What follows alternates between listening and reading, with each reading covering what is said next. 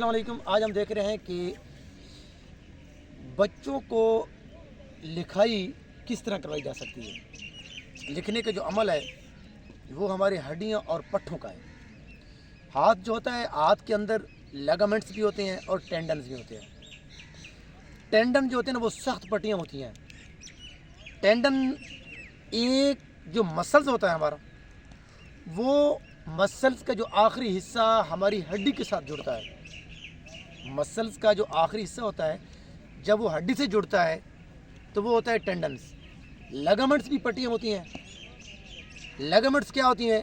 ये जो हमारी जोड़ है, यानी एक हड्डी को दूसरी हड्डी से मिलाने वाली। लिगामेंट्स एक हड्डी जब दूसरी हड्डी के साथ जुड़ती है तो उसका नाम है लिगामेंट्स। ये भी पट्टियाँ हैं। और जो टेंडन्स हैं वो एक मसल्स का किसी हड्डी के साथ जुड़ना। तो बच्चों के जो है ना, ये जो हाथ के लिगामेंट्स, टेंडन, ये जोड़ है ना, इनकी हरकत अच्छी होनी चाहिए। तो इस हवाले से बेसिक्स तो रेस्ट भी इस्तेमाल होती है और हमारी उंगली भी इस्तेमाल होती हैं। जब हमने पेंसिल, जब कोई चीज़ को पकड़ना होता है तो ये तीन जो हमारे हैं, दो उंगलियां और ये थंब, हमने इसको ऐसे पकड़ना होता है। कैसे?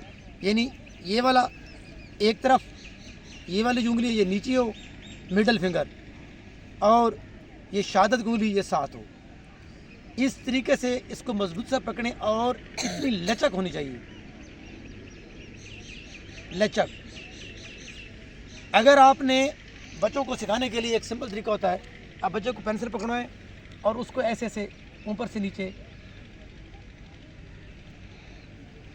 नीचे लाने लगवाएं। इसे कहते हैं अलिफ बाई का तरीका। यानी ऐसे वो करेगा, उसके ये जो टेंडन्स, लिगामेंट्स और ये जो तमाम तर पट्टे हैं, इनके अंदर क्या आएगी? हरकत आएगी। क्या आएगी? हरकत। तो वो ऊपर से नीचे, फिर नीचे से ऊपर, फिर बाएं से दाएं, दाएं से बाएं,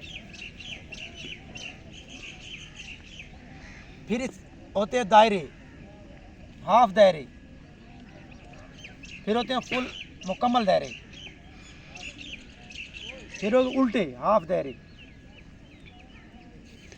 फिर मुकम्मल दायरे। इस तरीके से जो बच्चों के उंगलियों के टेंडन्स और लिगामेंट्स होते हैं, उनके अंदर इतनी लचक आ जाती है कि लिखाई के अंदर जो फ्लुएंसी है, रवानियत है और ख़ूबसूरती है, वो पैदा हो जाती है। Thank you.